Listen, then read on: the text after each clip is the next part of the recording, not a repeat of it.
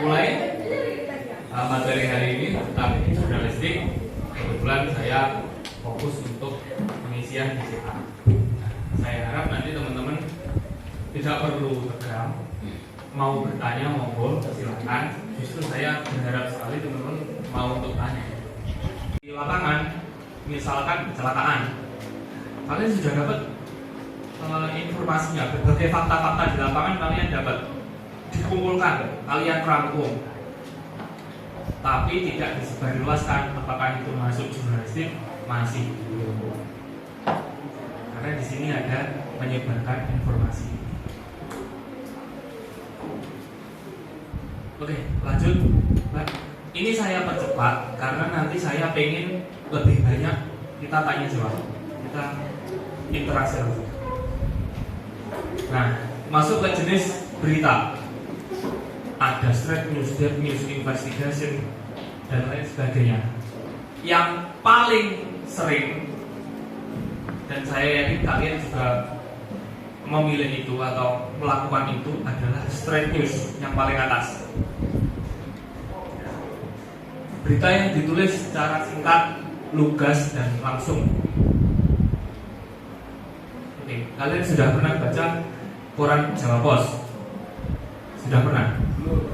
Oh, belum pernah? Jadi nanti yang belum dibaca di sini. Perpus enak. Di perpus aja sih. Di perpus ada Pak Guru. Berarti adik-adik kurang sambang. Kurang ke perpus kurang. Atau ke perpus yang dibaca lain.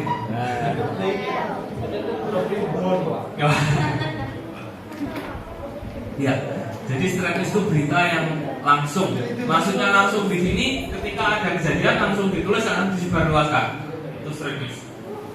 Di koran itu semua beritanya atau sebagian besar itu jenis beritanya straight news. Ada lagi yang kedua, deep news, berita yang lebih mendalam. Yang ketiga, investigation atau investigasi. Lanjut aja, Mbak. Nah, ada lagi interpretatif news, berita yang dikembangkan melalui atau penilaian dari wartawan penulisnya. Kemudian ada berita opini. Berita opini ini biasanya dari artikel, misalkan kalian tulis tentang sekolah ini, kalian tulis opini kalian. Kemudian features. Nah, ini yang menurut saya paling menarik dan mungkin teman-teman jarang untuk melakukan penulisan features ini. Features ini adalah kombinasi berita dan opini dengan gaya bercerita atau storytelling. Yang perlu ditekankan dalam jenis berita features ini biasanya human interest. Apa itu human interest? Ada yang tahu? Ada lagi. Human interest. Oke, human interest itu adalah yang menarik dari seseorang itu. Misal namanya siapa? Namanya Nizam. Misalnya nih, Mas Nizam ini dia juara sepak bola, jadi top skor karena mencetak 100 gol lawannya tidur. Baik, saya lanjutkan. Nizam ini jadi top skor. Kemudian kalian wawancara, kalian kupas, sampai Pak, kenapa kok bisa jadi top scorer? Apa yang Bapak lakukan? Kemudian trik-triknya gimana bisa mencetak sampai 100 gol? Kemudian si Nizam ini jawab, iya, musuhku turu kabeh, Pak, jadi aku bisa nyetak 100 gol. Mungkin seperti itu. Human interest, yang menarik dari orang itu apa? Kemudian ada lagi, contoh lagi, misalkan Mbak siapa ya? Mbak Sherly ini ternyata hafal 30 juz Al-Quran. Ini menarik. Masuknya kemana? Ke features, human interest. Kalian kupas, kok bisa kamu hafal 30 30 juz Al-Quran. Bagaimana menghafalkan? Caranya gimana? Terus Mbak En jawab, saya minum obat ramuan. Nah, mungkin seperti itu. Lanjut Mbak Intan. Nah ini bagaimana teknik mendapatkan berita? Pengamatan langsung, yang kedua wawancara, kemudian riset. Oke, saya kasih contoh ini. Hari ini digelar pelatihan jurnalistik di sekolah kalian di MTS tempat ini. Kemudian kalian pengen menulis beritanya. Kira-kira siapa yang kalian wawancarai? Kalian sudah datang ke lokasi. Kemudian siapa yang kalian wawancarai? Ada yang bisa jawab? Silakan angkat tangan. Oke, yang belakang. Yang belakang jangan tidur. Eman-eman. Ya, tetap semangat, oke? Ada yang bisa? Ayo, angkat tangan. Angkat tangan, angkat tangan. Siapa kira-kira yang kalian wawancari atau narasumbernya siapa? Siapa? Kalian pengen tulis berita tentang pelatihan jurnalistik ini, dari yang digelar hari ini. Nah, siapa? Oke, yang belakang ada yang belakang. Enggak apa-apa, sini. Saya enggak bisa ke situ. Saya enggak bisa ke situ jauh. Sama sebelah sini, di tengah. Oke, di tengah sini. Ah.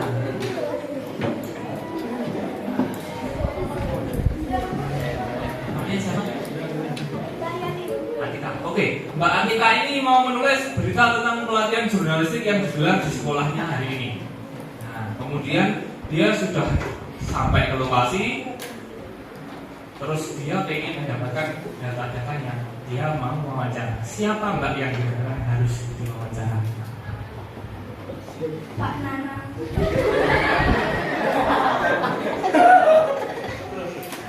Itu Pak Nana. Siapa yang harus diwawancara? Pak Nana. Karena exam jurnal itu gurunya Pak Nana. Oke. Selain Pak Nana siapa lagi?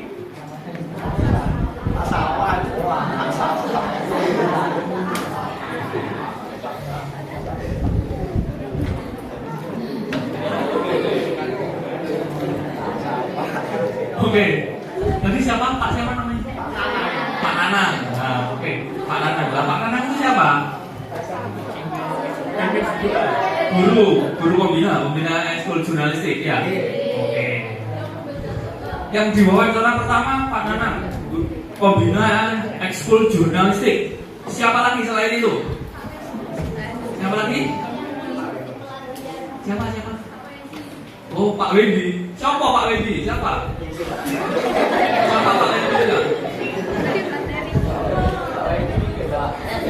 Oh. Siapa?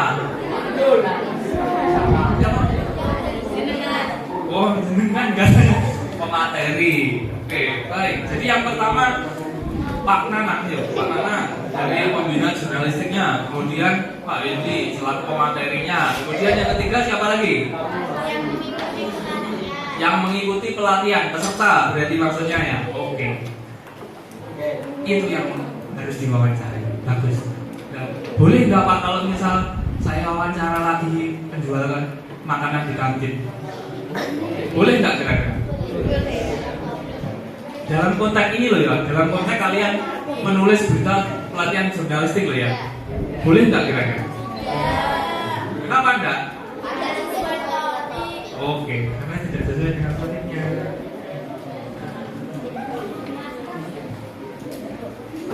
Oke, sampai di sini paham ya, punya gambaran lah setidaknya. Lanjut Mbak Intan. Nah, ini kode etik jurnalistik. Jadi di dalam setiap peliputan yang dilakukan itu ada yang namanya kode etik jurnalistik yang harus dipatuhi. Ringkasnya, saya ringkas dari sekian ini, beritanya tidak boleh bohong. Tidak boleh bohong. Yang kedua, tidak boleh memojokkan orang tertentu. Kemudian lagi, jika kalian mewawancarai orang tersebut posisinya korban dan masih di bawah umur, tahu di bawah umur? Tahu.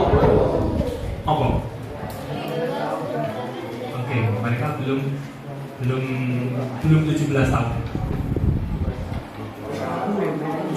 Masih dianggap di bawah umur. Jadi kalian ini apakah di bawah umur? Oke. Ketika di bawah umur, maka penulisannya sebaiknya tidak menggunakan nama asli. Bisa ditulis inisial atau nama samaran.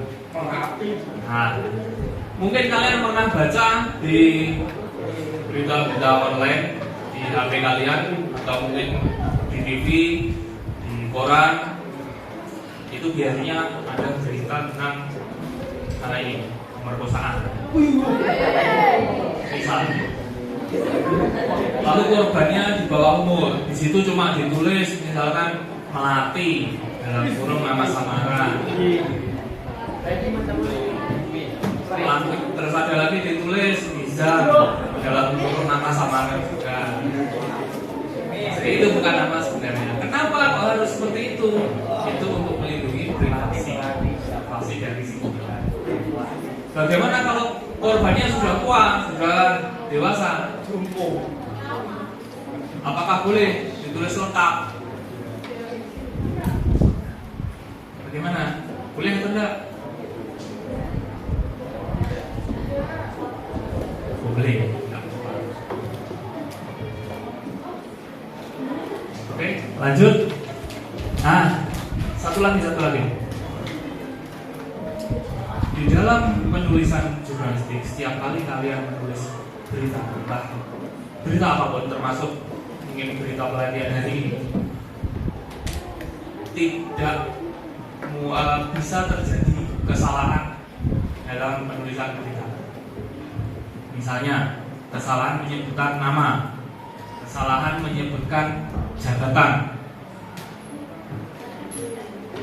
Apa yang harus dilakukan ketika itu terjadi dan berita itu sudah terlanjur dimuat?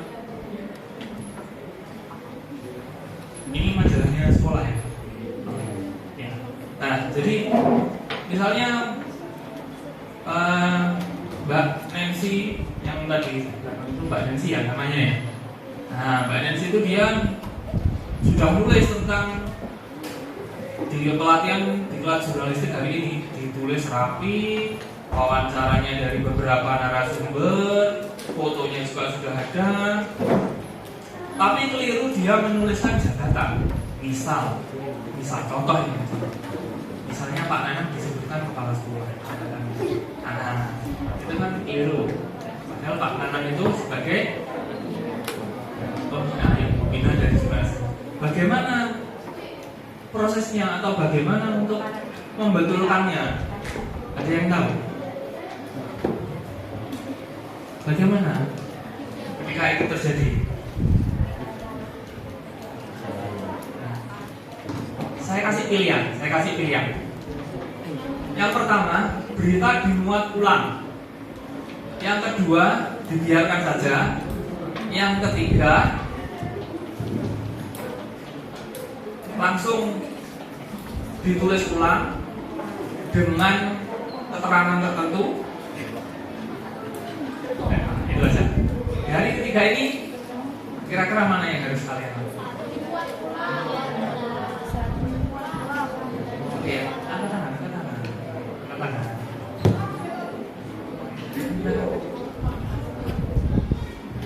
Oke, ya.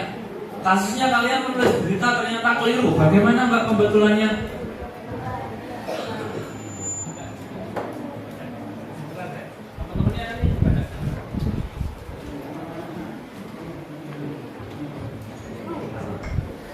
Nama saya Rizal Khalifah dari kelas 1 Sabri.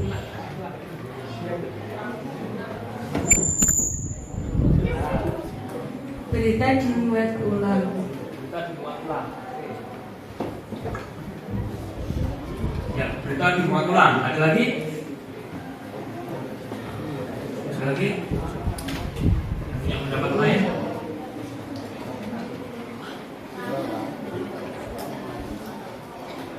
Tidak ada. Oke. Sudah betul jawabannya. Berita dimuat ulang. Betul. Beritanya dimuat ulang dengan penyebutan nama dan jabatan yang betul. Tapi ada permasalahan lagi. Berita itu dimuat ulang, tapi sudah basi. Ada permasalahan lagi seperti itu. Bagaimana solusinya? Solusinya berita dimuat tapi tidak secara keseluruhan. Bagaimana? Cuma dikasih keterangan ralat atau pembetulan. Di ralat atau pembetulan itu isinya dikasih terdapat kesalahan penulisan jabatan pada sketsa edisi. Cukup dikasih keterangan seperti itu. Oke. Lanjut, Mbak Intan. Nah ini. Oke. Jadi untuk menentukan berita itu layak nggak? Layak nggak untuk disebarluaskan? Layak nggak untuk ditulis? Di kami Jawa Pos mengenal yang namanya rukun iman Jawa Pos. Ini bisa kalian jadikan acuan. Yang pertama, keterbaruan atau up to date. Contohnya begini, ada kecelakaan hari ini atau pagi tadi di depan pasar mana ini? Pasar Watu Limo ini. Nah, mati. Kalian dapat infonya, dapat data-datanya, fotonya juga dapat. Tapi kalian menulis beritanya itu tahun depan. Boleh nggak kalau seperti itu? Nah, kenapa? Karena sudah lama, sudah basi beritanya. Kemudian besar, banyak, masif. Ini contohnya berita-berita yang viral.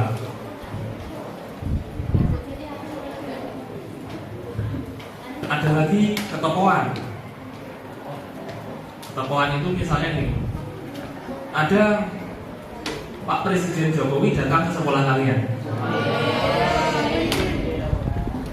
Itu ketokohan. Layak nggak itu dijadikan berita? Layak. Karena ketokohan. Wis Pak Jokowi PS Mata. Ya, apa ini Pak Jokowi? Itu layak gitu. Beda lagi kalau siapa mas yang pakai topi namanya siapa? Nah, siapa namanya? Pausan. Oke. Beda dengan Pausan berkunjung ke MTS 4 Trenggalek. Kira-kira lebih menarik mana? Nah, Pak Jokowi. Pak Jokowi. Oke, jadi sampai sini kalian paham. Berikutnya human interest, seperti Ficos tadi. Berikutnya unik dan menarik. Unik dan menarik di sini misalkan gini. Siswa MTS 4 Trenggalek menangkap ular piton panjangnya 10 meter, diameter 1 meter. Wah, ulone sepiro sak meja. Ini yang dimaksud unik dan menarik.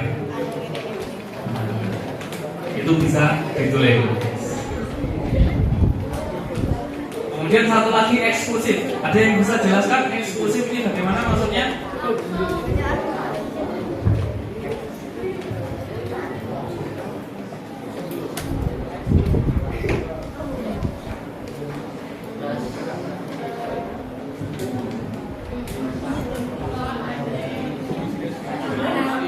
Perkenalkan, nama saya Suci Muslimatima dari kelas 9 Subain Binawang. Jawabannya langsung. Ada yang lain? Satu lagi. eksklusif.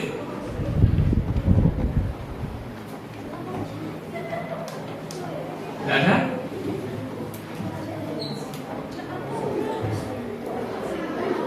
Eksklusif itu beda dengan yang lain.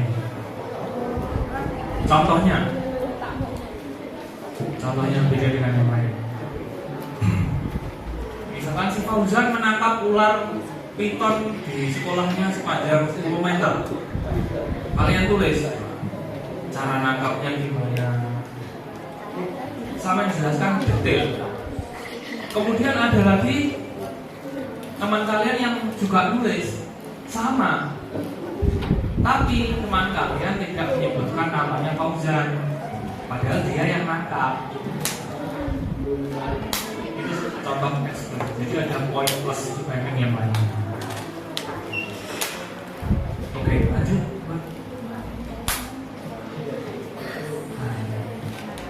Lanjut lagi. Nah, pertanyaan masih ketik.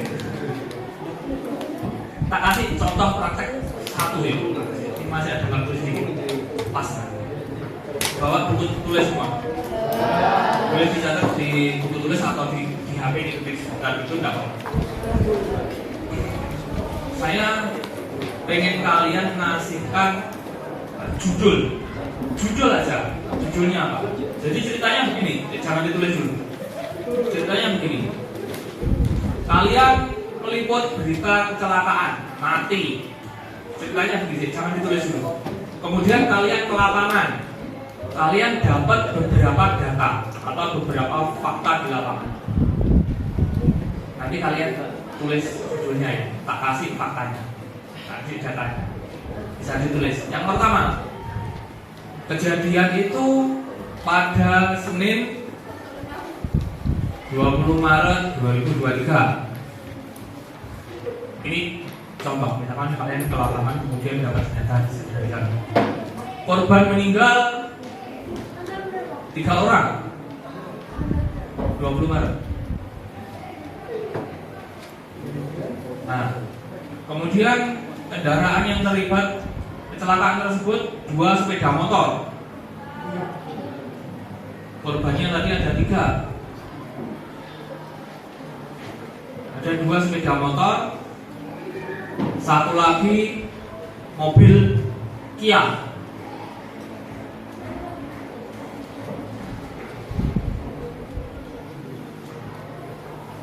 Nah, kalian dapat data itu. Kejadiannya tadi di mana? Tanggalnya letak ya tadi.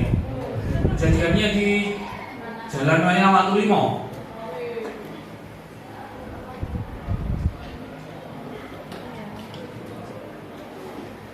Sudah dicatat. Oke, itu beberapa data yang kalian dapat di lapangan ketika meliput kecelakaan. Misalnya, ini misalnya.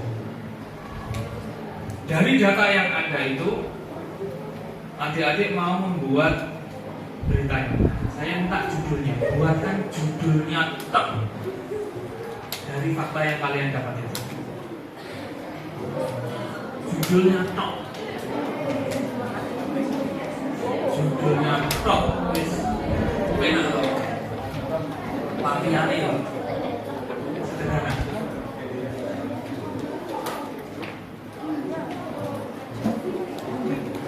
Judulnya tok aja. Judulnya tok. Oke, ada yang sudah selesai? Judulnya tok. Nah, judulnya saja. Judul. Oke. Yang sudah selesai, yang sudah punya gambaran, silahkan maju ke sini. Saya butuh 2 orang. 2 orang putra, 2 orang putri. Ayo, enggak apa-apa. Nanti kita bahas bareng-bareng. Oke? Kita bahas bareng-bareng. Mau sini, enggak apa. Yang dari belakang enggak apa. Ayo, 2 putra, 2 putri. Ayo. Enggak apa. Ayo.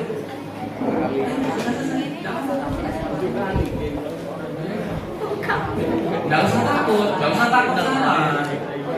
Saya tidak ada yang salah. betul semua. Tenang ya.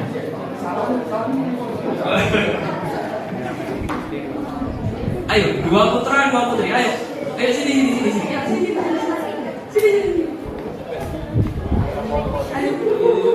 Ayo sudah. Ayo, apa sih? Gak apa-apa.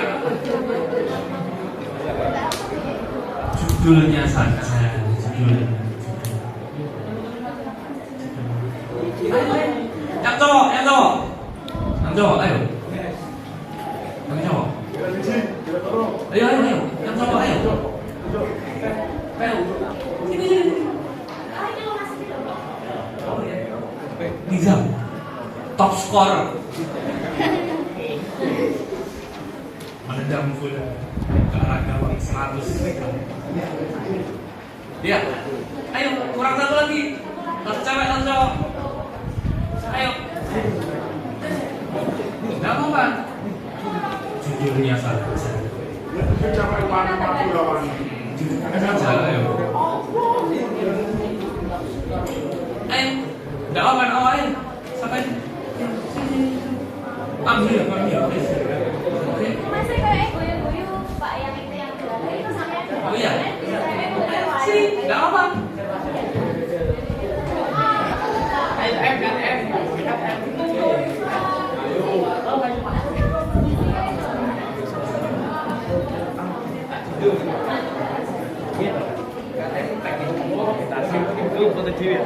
Ini Pak ada satu Mbak. Oh iya, sini.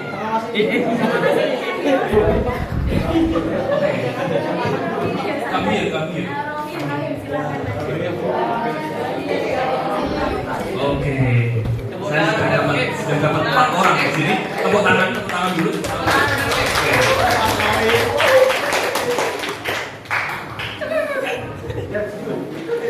Saya tanya dulu. Namanya siapa? Rokin. Namanya Pak Rokin dari Jerman. Pertama media.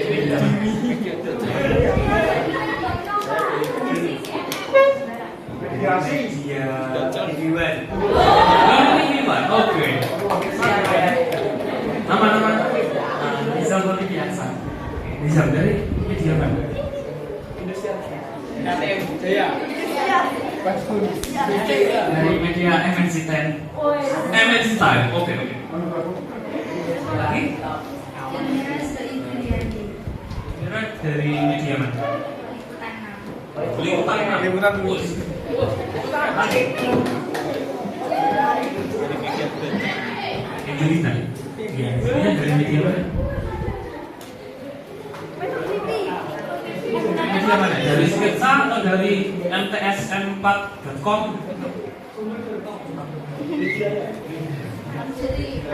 Dari Transkripsi. Ini ada 4 reporter saya. Oke, dari data yang sudah saya sampaikan tadi, saya minta judulnya saja. Ya, dari yang pertama dari mana dulu? Dari Mbak Angelina dulu.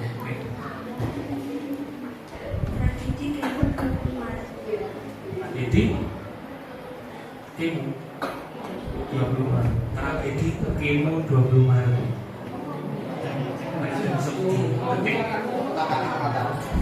Biar teman-teman tahu maknanya.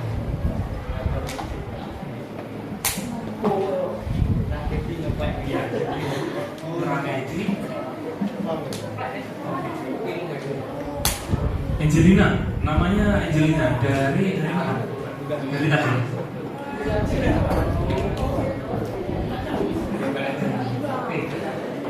Tragedi Kemo 20 Maret. Oke, lanjut dari Mbak Elmira. Tadi dari media Utana. Kecelakaan yang menewaskan 3 orang di Jalan Raya Waru. Kecelakaan yang menewaskan 3 orang di Jalan Raya Waru. 3 orang di Jalan Raya Waru. Ini dari media mana Mas? Media TV One. Dari TV One. TV One. Ya apa mas? Judulnya Kecelakaan Lalu Lintas di Jalan Raya Watulimo. Kecelakaan lalu lintas di Jalan Raya Watulimo. Top scorer kita. Bisa. Ya, dari media mana mas? MNC Time. Oke. Judulnya apa? Kecelakaan di Jalan Raya Watulimo. Kecelakaan di Jalan Raya Watulimo. Podo karo pacamu. Oke deh. Enggak apa-apa.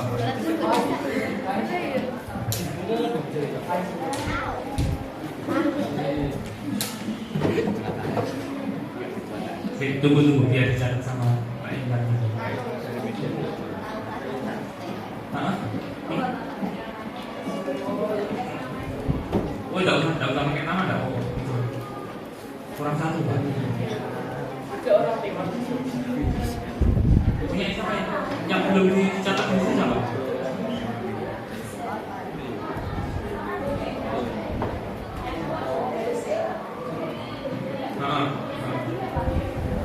Yang menilai oh iya.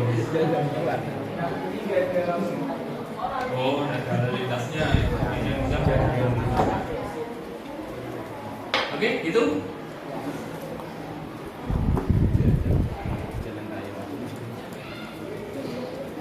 Oke, ya wes, silakan kembali ke tempat. Tepuk tangan dulu. Baik, kita bahas bareng-bareng. Dari belakang kelihatan loh, dari belakang tulisannya ini sama-sama kelihatan. Oke, yang pertama ada tragedi Kemo 20 Maret. Kecelakaan yang kedua kecelakaan yang menewaskan 3 orang di Jalan Raya Watulimo. Ada lagi kecelakaan lalu lintas di Jalan Raya Watulimo. Berikutnya kecelakaan di Jalan Raya Watulimo. Hampir sama. Kira-kira dengan judul seperti ini benar atau salah? Benar atau salah? Boleh atau tidak?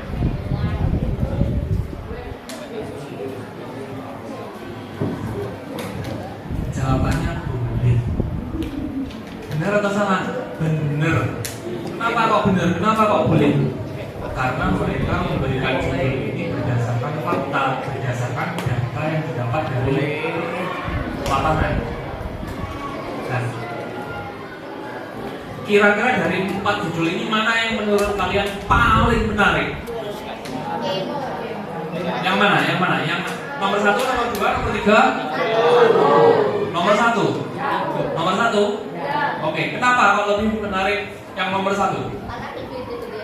Tidak berbeda dari yang lain. Eksklusif. Eksklusif. Oh, ada lagi. Oh, premium. Berbeda. Oke, paling beda dibanding yang lainnya ya. Oke. Betul, boleh. Tapi boleh nggak kalau saya kasih judul seperti ini? Tadi mobilnya apa? Nah, iya. Sultan kasih ketik ya. Cium Mia 3 tewas. Cium Mia 3 tewas.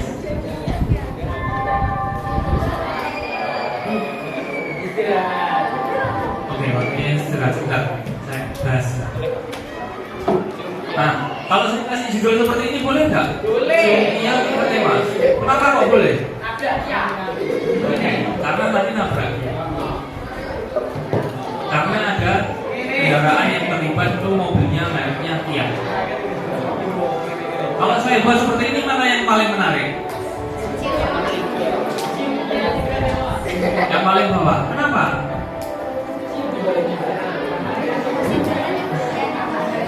Oke, jadi dalam membuat judul itu yang pertama kalian harus berusaha membuat semenarik mungkin.